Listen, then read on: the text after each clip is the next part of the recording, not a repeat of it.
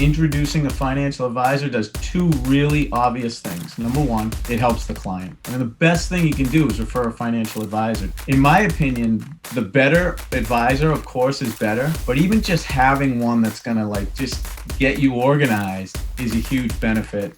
But the other thing is, if you don't refer the financial advisor and this is their first home and they have a child, first thing they're going to do is go buy life insurance. They're going to find a financial advisor that you may not know, who may bring their team in. So you may lose the client even if you did a great job on that original loan. So it's always good to kind of keep them in your network.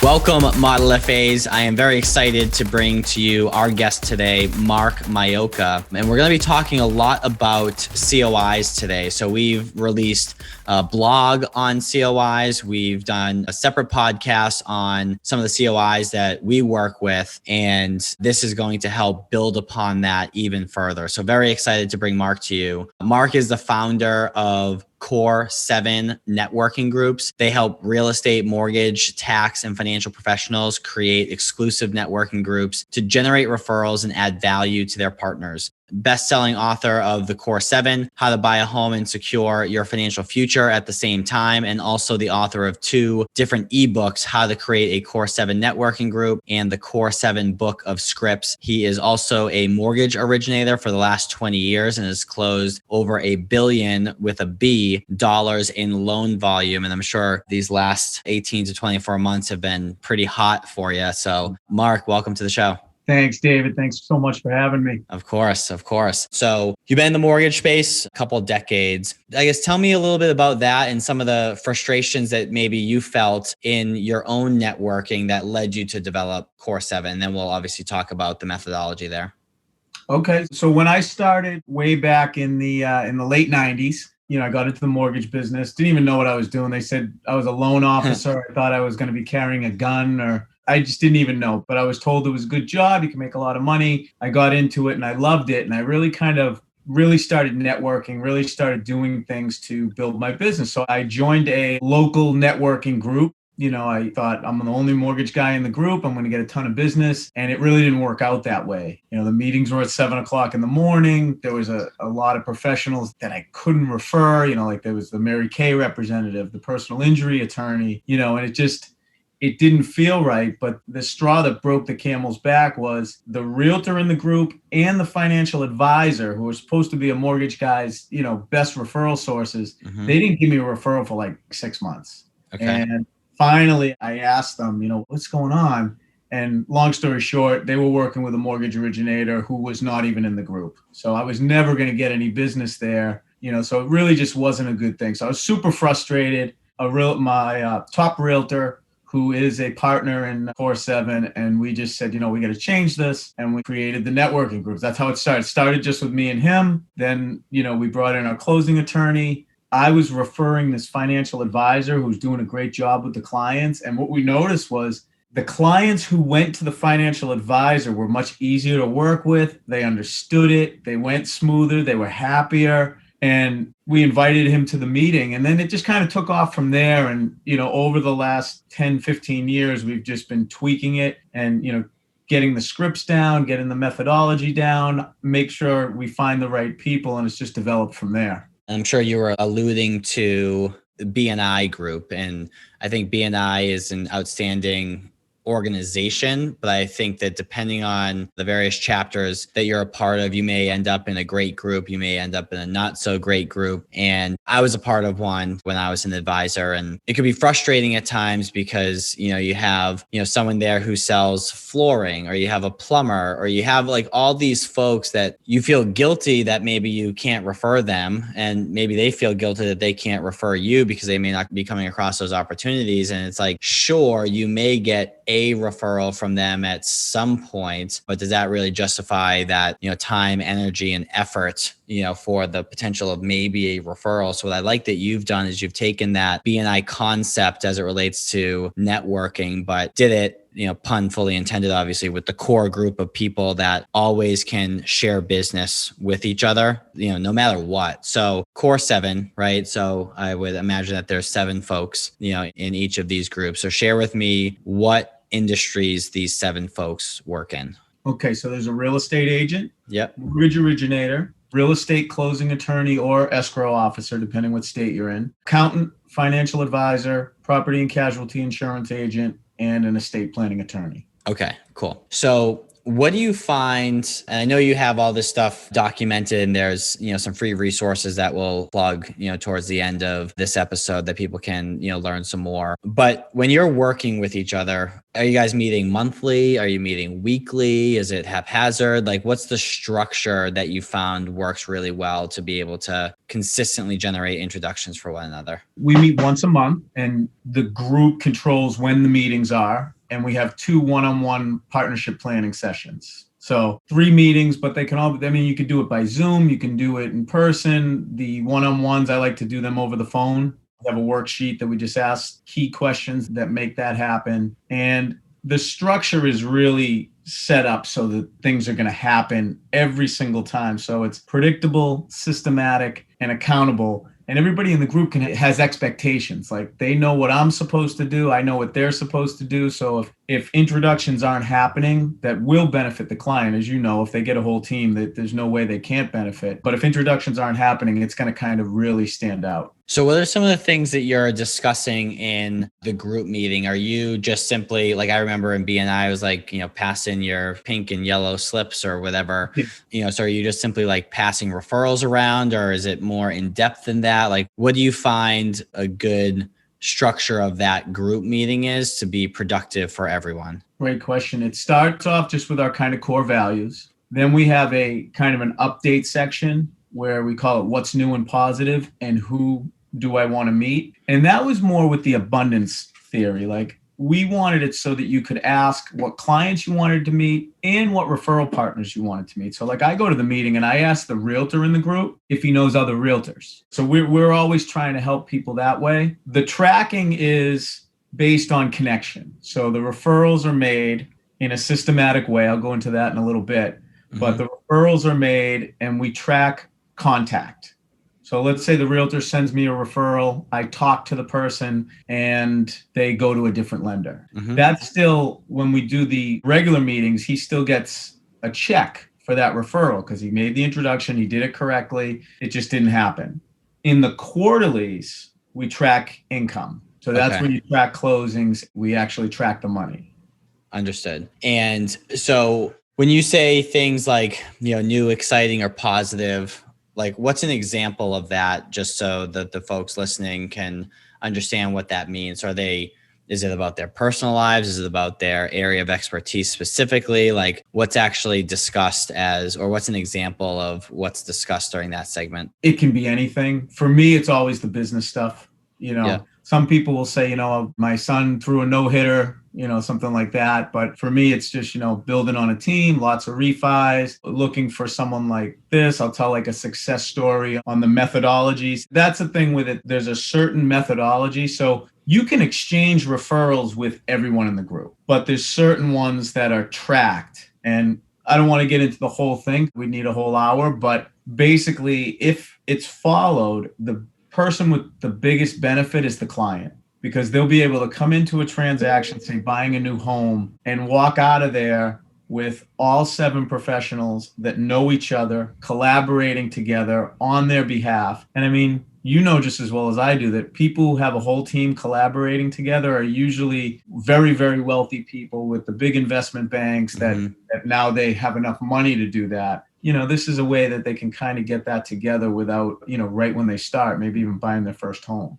So as I alluded to in one of the blogs that I wrote, when someone is buying a home, they need a real estate attorney. They need a realtor, more often than not. They need a loan officer, right? So for you, like, let's say I'm an advisor, I may say, oh yeah, you should call Mark. Here's his information. Well, because they're in the process of wanting to buy a home, they're going to reach out to you. The challenge for us as advisors is that there's no financial planning season right? Like there is a tax season. There's nothing requiring people to work with an advisor and put together a financial plan. So one thing that I tell advisors is, listen, you need to have an open, honest, and transparent conversation with any of your centers of influence, your COIs, and share with them not only the types of folks that you want to work with, but also how to go about that introduction. And I think that saying that I mentioned about, we don't have a financial planning season, that's something that people will be like, okay, I get that, right? It's very rarely are people proactive in reaching out to an advisor. So I guess my question after sharing that scenario, do you guys spend time, or how do you spend time educating one another on, hey, here's how I receive referrals? Like, is it an email? Is it pass my card? Is it I'll go out and get lunch? How do you guys talk about that and cover that? To answer the first part, I always say to make the introduction by email. It's the best way to connect. It's the easiest way to schedule, and you can get it off your plate. You can just copy everybody on it. They see the response, they're in contact, and you're on with your day. For how, that's where Core7's unique. We have set points in the process where with scripts which make it most likely to refer. So I always give the example of me as a mortgage originator. When I do a pre-approval, I get the referral from the realtor. They send me the referral and they introduce their closing attorney because we're going to be doing the transaction. What I try to do at every pre-approval is introduce the financial advisor. And that does what we call the crossover, because as you know, if someone's buying a home, they need a realtor, a mortgage originator, and a closing attorney, and property and casualty insurance agent if it's not a condo.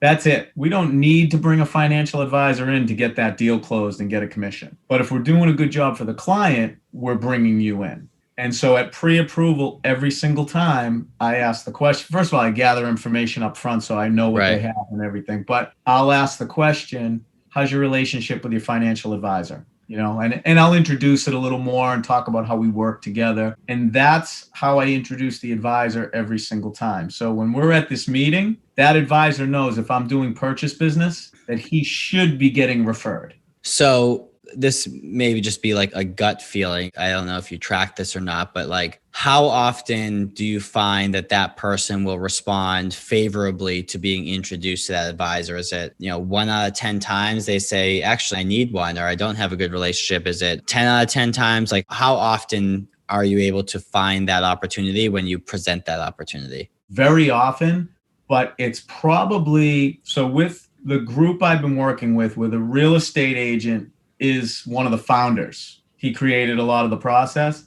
Yeah. When he does his buyer meeting, he tees it up where he says, we want to make sure real estate fits into your overall financial plan. You may want to speak to an advisor. Mark might mention that when you speak with him for the loan. That little script right there by the realtor tees it up for me where they're expecting it. They know it's coming. And with his deals, it's probably 9 out of 10, unless they're happy with their advisor already. So you're kind of bringing them through this whole system, and everyone, it's almost like a relay race where you're passing the baton, right? And you're kind of like tapping them on the shoulder and handing it over from there. So what I'm hearing for everyone listening to, I feel like a lot of advisors will have, multiple CPAs or multiple attorneys or, multiple whoever's, and you maybe get a referral or 2 or 5 in a given year, which is better than nothing. Don't get me wrong. But what I'm hearing from you is it seems like almost everyone, if not just, the majority of people anyways, if they're doing business with one of you, they're probably going to be doing business with the other person, because you guys are doing a good job teeing it up. You're integrating each other into, your processes, and you're doing a good job edifying that next person in line. That way the advisor, for example, doesn't need to say, hey, here's why I'm so great, because the realtor and the loan officer had already done that. And then from an advisor's perspective, what are some of the things that advisors can do to feed a loan officer with introductions as a part of their process? Because I'm kind of getting at the whole go giver, give to get sort of mentality, where obviously they can't just be on the receiving end, but they need to give you introductions. So what are the things that they can take a look at in their clients' financial plans or lives that would then tee up a conversation with a loan officer as the example? There's the obvious stuff that every advisor knows. And this is why the relationship is sometimes lopsided, because the loan officer isn't doing some of those things that I was talking about to cross-sell over. But the advisor many times needs a lender to do a cash out refinance, to free up some debt, to free up some more money for investment, to lower the rate. So there's a lot of opportunities there, and those are going to come a lot. Those just happen. A good advisor identifies those all the time, and they benefit the advisor because they help the client. What we look for, and again, it's all about that crossover from real estate silo to financial silo. If you said to me, Mark, I'm a financial advisor, I want to work with you, what's the number one thing that I can do to better your business? And I would say, when you're talking to your clients, when you're calculating their net worth or talking about that stuff, ask about real estate and then say something like, Zillow says your house is worth $500,000. Zillow's not always accurate. How's your relationship with your realtor who specializes in equity assessments? And if you can introduce my realtor, and it doesn't have to be when they're doing a transaction, just introduce them so they get into the realtor's web. That's the best thing, because now the realtor sees me as, it eliminates the food chain. Like, I don't have that many referrals for realtors because they come to me when they're already all set. They go to the realtor first. Right. But you got the financial advisors, the trusted advisor, that you talk about this stuff on a quarterly or whatever the annual review, or, whenever you're speaking to the client, and you're able to ask about real estate. And if they don't have a realtor, an introduction by email to a realtor to just add them to their list and stay in touch is a home run to a realtor. When I tell realtors that, they're like, awesome. And here's the part that made this the best. This is what changed the game for me, is the realtors that got that, right, said, all right, what can I do to make that financial advisor want to refer me every single time and execute the process? And I was like, well, I got all the financial, as a loan officer, I have all the financial information. I can refer the advisor a lot if you just make sure I get the referral. So that made the realtors stop giving out 3 cards and encouraging shopping. They'd say, you really should go with Mark, because they were like, if I get it to Mark, he's going to get it to David, the financial advisor. David's going to be happy. So when David's talking to his clients, he's going to ask those real estate questions that are going to help me. And that's how the whole thing builds. Hey, Model FAs. I know you're enjoying this conversation, but I wanted to take a quick break to talk to you about the Model Fa Accelerator. This is a unique collaboration between us and you, where we help you build a financial advising practice that you can be proud of. We focus on the foundational concepts around how to pick a niche or a specialization, how to price your services, how to construct an offer that people are going to buy, and then how to market it and sell it in a way that'll get people to sign on the dotted line and become clients of your firm, all while giving you the information to scale and set up workflows and operational processes that will allow you to reclaim your time and build a practice that doesn't run you. So if you'd like to hear more about that, go to www.modelfa.com/accelerator or www.modelfa.com. Hover over Work With Us and click on Accelerator. Hope to see you in the program. So it sounds like you guys are doing a good job with having structure around your meetings for accountability purposes, I should say. And it sounds like you're also doing a good job empowering one another to know what to say or what to ask the client so that you can identify opportunities for one another. And it sounds like you also have a good understanding as to who can feed who and who's most likely to be able to feed that other person with introductions. And knowing that even if I'm giving referrals to the realtor over here and I'm not getting any referrals in return from the realtor, knowing through your frequent meetings on a monthly basis that the referral that you got from the loan officer was actually kind of a referral from the realtor as well. So it sounds like there's a lot of synergies around the frequency of meeting and the accountability with the empowering of question asking or data to, be able to say, hey, you got to go and look at this, right? Or you got to talk to this person. And then on the quarterly basis, you're going ahead and measuring the actual results. So let's talk about some of the results quickly. So like with your group as the example, we'll highlight that one. I guess 2 questions. How much business have you received from your group? And how much business has the group as a whole produced as like a unit in terms of total commissions, revenue, whatever you want to call it? Okay. The quarterlies, we really just started tracking them in the past couple of years, but my number one group, the one that kind of started the whole thing, it's averaged over the last 10 years, over 150,000 in income for me. The realtor's been about the same, maybe even a little more. 1 year, the advisor had 70 referrals. He closed like 35 of them. A little tougher to really see how, to calculate the exact. So we rounded it up. It was like 50 to 75 average each year. And the advisor, the one that we gave the most to, he actually moved up and went into the wholesale side.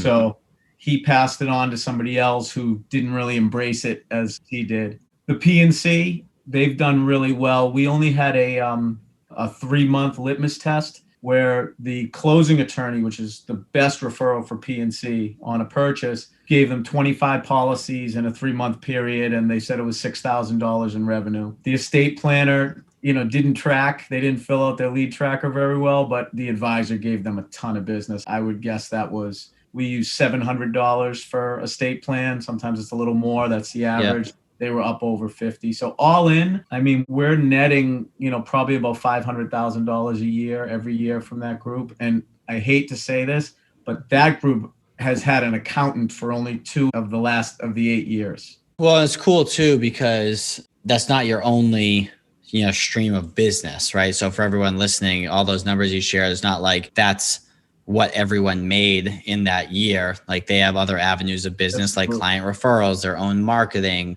other one-off networking events, things along those lines, repeat business. So you can start to, quickly do the math, right? If you can hang out with 7 people and bring on an extra 50 to 150 grand, it's, kind of a good group to be a part of, especially when you start to, think about the lifetime value of that client as they, purchase more property or continue to add to their accounts. Obviously the ongoing AUM fee or changes in insurance needs, things like that. So a lot of good opportunity when you actually have a core group of people that you can also be direct and transparent with and say, hey, the way that you went about that introduction wasn't good, and here's why, right? As opposed to, someone just every month saying, oh, well, I gave out your card, right? That's how a lot of, folks who are listening, their COIs are handled, which is, they always say they hand out my card, but I never get phone calls, right? You got to reestablish expectations, right? You got to reestablish, what that relationship involves and start talking about,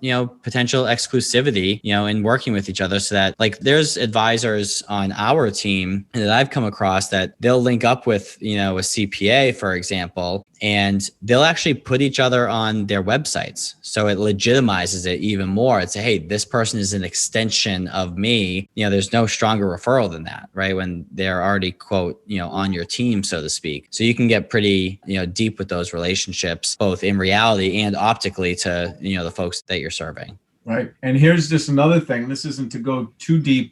I started a second group with some newer people. And, it may say, well, you got 2 groups. There's no overlap, because what it is it's a different real estate agent. So that realtor's referring me, and all that realtor really wants me to do is refer the advisor that refers to that realtor. So It's like I have the group that does a ton, and they, there's just a long past clients and people coming in, and that one just is always flowing. But if you do it right and you have, an advisor and some financial side people with a good database and, a good realtor, I don't advise doing it until you get one going really well. But, you could start another and give some benefit, because, it's funny you mentioned, you might get 5 a year, and that's good, but it should be better. My surveys of people are so bad. I ask financial advisors, how many referrals have you got from your loan officer? And the answer is usually 0. Seriously. Yeah.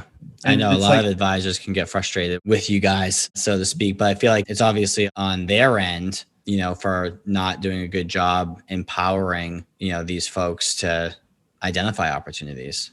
I agree with you. Plus, how about the fact that introducing a financial advisor does 2 really obvious things. Number one, it helps the client. The best thing you can do is refer a financial advisor. In my opinion, the better advisor, of course, is better, but even just having one that's going to just get you organized is a huge benefit. But the other thing is, if you don't refer the financial advisor and this is their first home and they have a child, first thing they're going to do is go buy life insurance. They're going to find a financial advisor that you may not know, who may bring their team in. So you may lose the client, even if you did a great job on that original loan. So it's always good to kind of keep them in your network. The more ingrained you can have them with your own team of folks in all these industries, the stickier that relationship is for the entire group. If you don't do that, you're just susceptible to risk that someone else swoops in and introduces their team. So great point. So transitioning slightly over to your favorite book, we've had a couple guests that have mentioned this book. So I'm always curious to hear why it's your favorite. So for everyone listening, really trying to promote learning in our industry, outside of our industry. So more general personal development, other industries like the tech space, different, biographies of folks that you can take these principles and apply it to your business as opposed to just, reading up on industry related white papers and things like that. Obviously, those are important. And we got to make sure that those are integrated into, our habits and consumption of information. But there's so much power in consuming books outside of our industry as well. So your favorite book, which is one of my favorite books as well, Think and Grow Rich by Napoleon Hill. Tell me why you chose that one. Well, I read it every year. One of the reasons it's my favorite is there's a chapter called The Law of the Mastermind.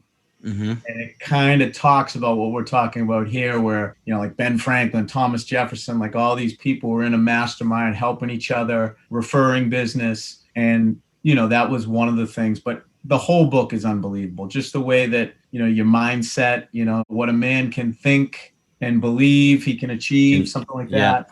And it's true because it just, they talk about The Secret and all that and the universe. And I don't know how much I believe that the universe is there, but I believe that if you stay focused on something and it's good, that just your brain will subconsciously take you there. There's also a great chapter on the subconscious, which explains all that. But I read it every year. I mean, I have my first copy, which is like ripped. It's all highlighted, dog-eared, but it's the one that I always read because it has all my notes. Love it. Yeah. I love it for all those reasons. I also love how timeless it is. One of the things that actually frustrates me is I don't know why that's not required reading in school. Come on. It's a fantastic book that allows people to elevate themselves and believe in themselves and understand that when you believe and you combine that with hard work, great things happen. So appreciate you sharing that. So before we wrap up and head into the after hours portion, Mark, for anyone who wants to connect with you or learn more about the methodology that we discussed today, where's the best places for them to go and check you out? Best way is mycore7.com. That's mycore7.com. There's a lot of free tools. You can book an appointment with me. You can find a group. There's a section that, you put your information in. If there's a group in that area, we can make the introduction to the group leader. You can start your own group. It's all right there. It's pretty self-explanatory. Go there, watch the intro video, and then I'd say 75% of the site we give away for free. So you can go to that site and use a lot of the tools without having to join or anything. Awesome. Thank you for that. So before we wrap up and head to the after hours portion, if you found this episode to be valuable, 3 things. Number 1, also check out our blog that I wrote on COIs and our previous podcast about COIs. When you take those 2 resources plus this, combine them together, and then actually do something with the information, of course, you can really have a positive impact on your business. Number 2, if you did find it valuable, go ahead, hit the share button and share it with some of the folks within the industry. Also, with this episode specifically, it would be valuable to send this to the current referral partners that you have in case it's something that you're interested in all doing together. So send it to your CPA, send it to your attorney, send it to your loan officer, realtor, property and casualty insurance folks, and see if you can get people on the same page and help each other as a result of this episode. Number 3 is if you go ahead and leave us a review on iTunes, that would be super helpful as it relates to visibility for us to be able to impact more of people like you. So if you go ahead, leave us a review on iTunes, take a screenshot of that and shoot me a text at 978-228-2338. Again, that's 978-228-2338. You'll get an automated reply and it will basically have a link for you to go ahead and enter in your name so that you get added to my contacts. And then beyond those automated messages, you can chat with me. So I send out a text message in the mornings and the afternoons. It's hopefully, inspirational and planning oriented. But if you go ahead and send me that with the keyword mycore7, what I'll do is I'll go ahead and as a thank you, put everyone in a drawing who does that. And you'll get access to the digital portion of our accelerator coaching program that has a bunch of videos. So when you combine that with all the stuff that Mark is offering as well, you'll have a lot of tools necessary to be able to grow your business at a faster rate than you may be now. But it all comes down to, of course, consuming that and then actually implementing it. Don't be an information zombie and just listen to this stuff. Mark, We're going to head into the after hours portion. Buckle up. I got some funny questions to ask you, but nonetheless, I really enjoy and appreciate your time today. Thank you. I had a good time.